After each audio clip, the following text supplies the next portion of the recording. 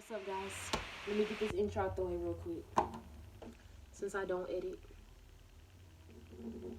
All my friends are heathens, take it slow. Wait for them to ask you who you know. Alright, that's over with. Thank you guys for watching today, and today's video is going to be about ASVAB testing for the military. Alright. So I'm gonna get right into it. This is about the 5th take, and my phone has stopped because apparently there is no storage, so I had to delete. Whatever, it don't matter. I'm getting right into it. It's 39 seconds and I'm writing it. Basically, it says the first topic that I was studying was science. I didn't focus on this that much at all. I didn't even write down that much because science is like the easiest portion of the test.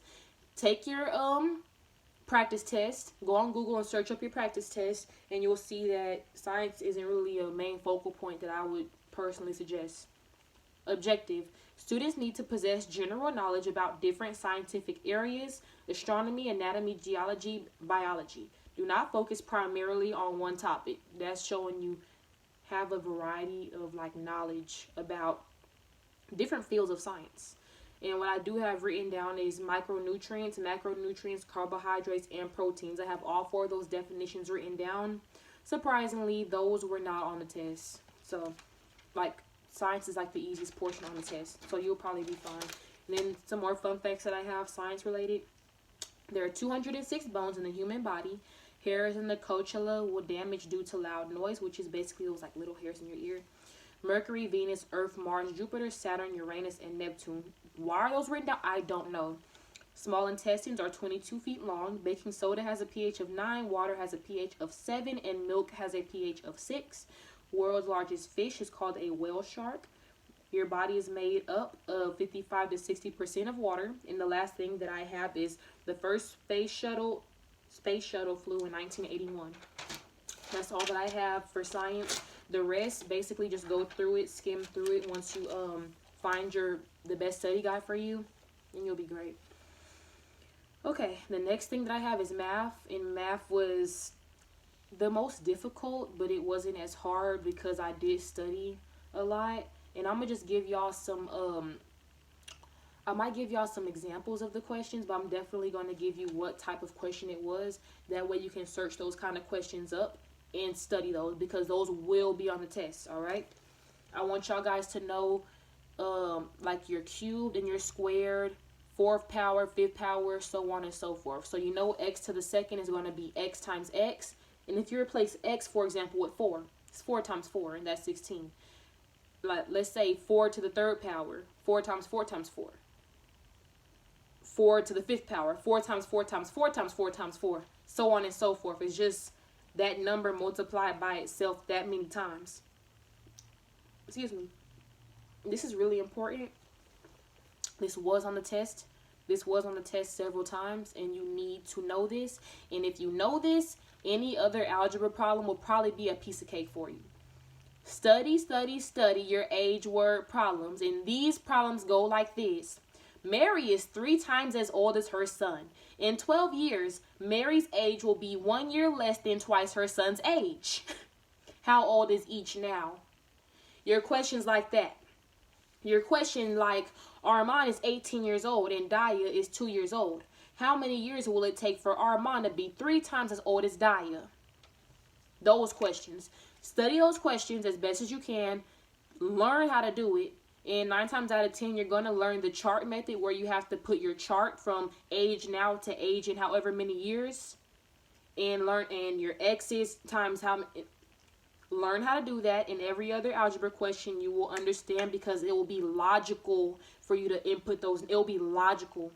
Even if you don't know how to work it straight through, you can reverse work it. And because that's how I did most of my problems, was I reversed it. And the reason how I knew how to reverse it was because of the age word problems. It helped me with every other aspect of algebra on that test. I promise you. The next thing that I feel like you should know is ratio word problems. And these problems go like this. The ratio of boys to girls in a classroom is 5 to 4. If we have 10 boys in the class, how many girls are in the class? So basically, you're going to put your 5 over 4 set that equal to 10 over x, because you know that there's 5 boys. There's the ratio to the classroom is 5 boys to 4 girls. And it's saying now if there were 10 instead, there's 10 boys, and how many girls would there be? So that ratio becomes 10 over x, because we don't know x, which is the girls. Cross multiply it, solve for x. That's how you would solve that kind of problem, right?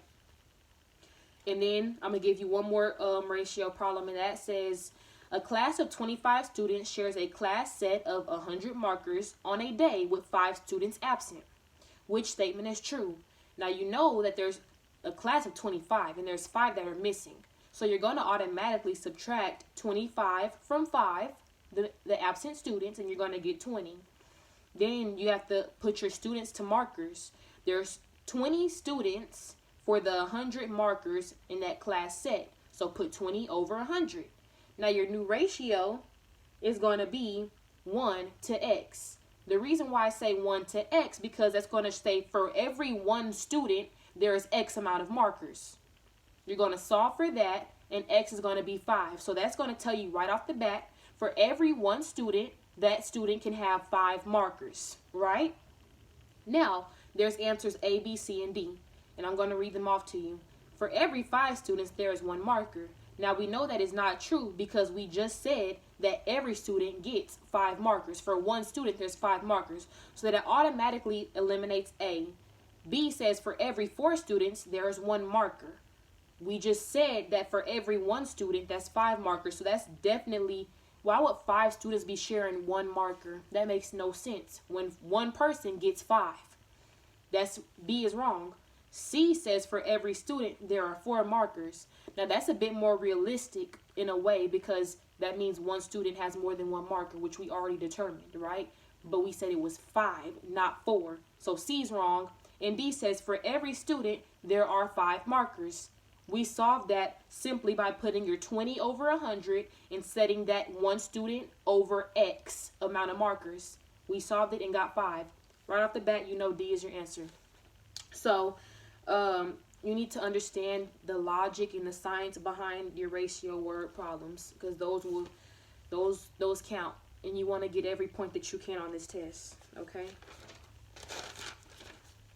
Now, the next thing that I say study are your percentage questions, and I don't really have an example for your percentage questions.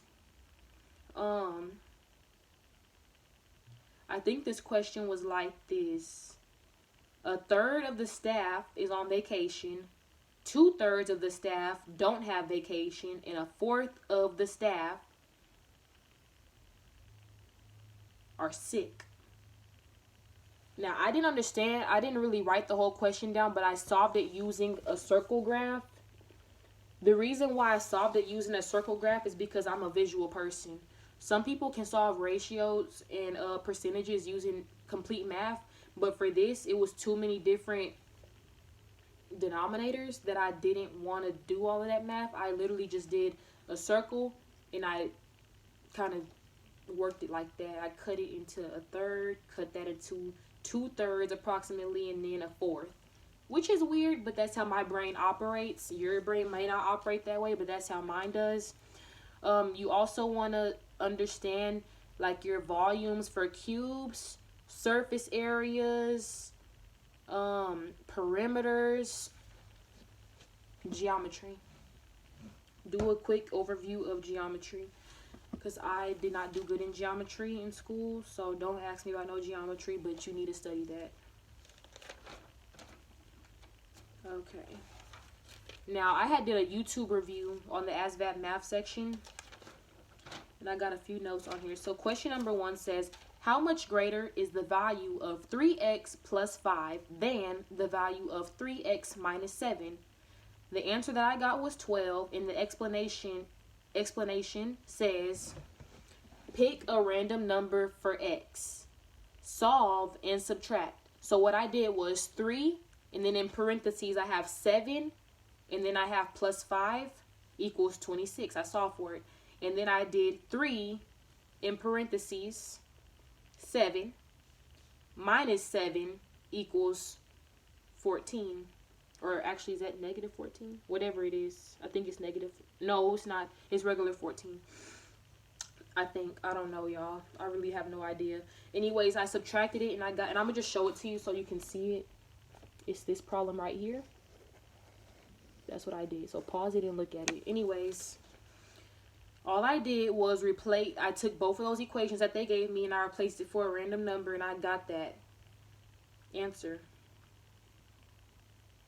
That's how you solve that. That was easy. Just replace. Question number 2, it says, which of the following is not a factor of 90?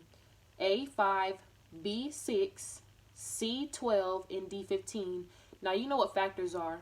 1 times 90, 2 times 45, 3 times 30, 5 times 18, 6 times 15, and 9 times 10. Those are your factors of 90. So literally you write those down and see which of those numbers are not on the factoring list, and that will be your answer. And there's literally questions like that on the test. There's questions like that on the test. Understand your factors. Question number 3. Lisa and Robert have taken the same number of photos on their school trip. Lisa has taken 3 times as many photos as Claire, and Robert has taken 12 more photos. And Lisa has taken 3 times as many photos as Claire, and Robert has taken 12 more photos than Claire. How many photos has Claire taken? Another one of those crazy word problems. What I did was, Lisa, her variable is L, Robert, his variable is R, and Claire, her variable is C. What I did was, Robert,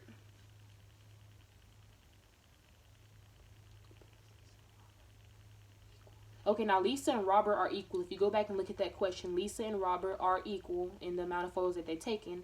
So you could put 3C because it says 3 times as many photos as Claire. And then I put for Robert, his number is going to be C plus 12 because it says Claire, he's taken 12 more photos than Claire. So C plus 12, Claire plus 12, that's how many he is. And then Claire is just C. We're trying to find out C. Just look at it. That's why I don't like explaining math, because it confuses people even more. You need to understand how to do it yourself because I don't want to screw you up. It's going to be questions like that on the test though. Question number 4. The sum of 7 numbers is greater than 140 and less than 212. Which of the following could be the average or mean of the average / mean of the numbers?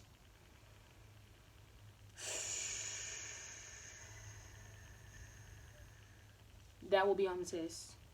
Questions like that. Let me see. Anyways, y'all, that's basically all I studied. Now, I'm not trying to make this video longer than what it needs to be.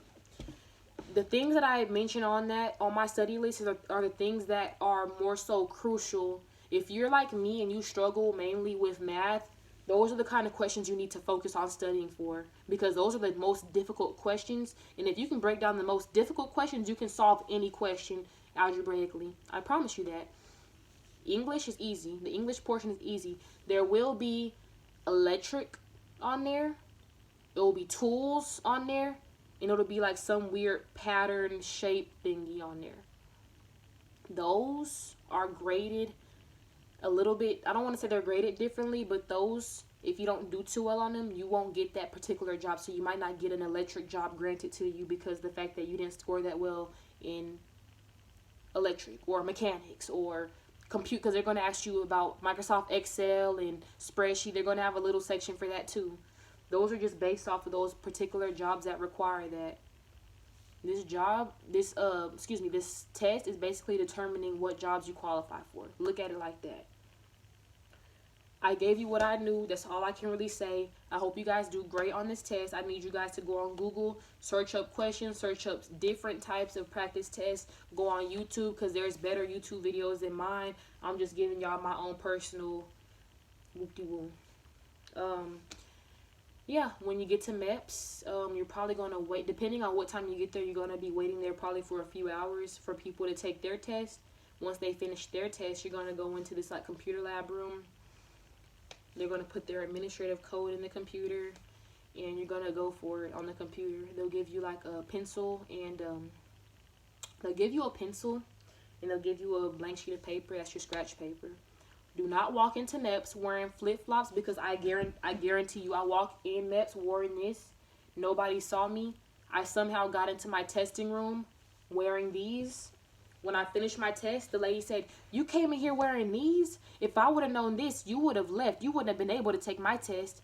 And I was like, hallelujah, thank the Lord that she didn't see them.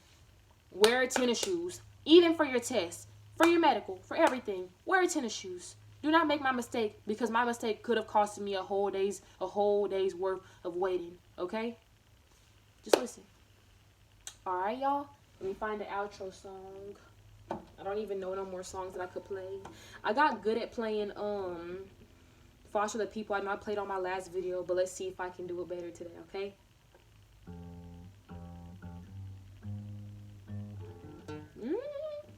It's not working. Anyways, guys, I'm gonna sing a song. How does it go? You running around taking pictures, drinking liquor cause you miss me. How's it go? You just want attention. You running around drinking liquor, messing with dudes cause you miss me. I'm keeping it clean, y'all. You just want attention. I gave you my all. You was my dog. Alright, that's all you get for today for free. I'm probably gonna post another video tomorrow. And yeah, I hope this was kind of helpful for you guys. Y'all have a great day. Bye-bye.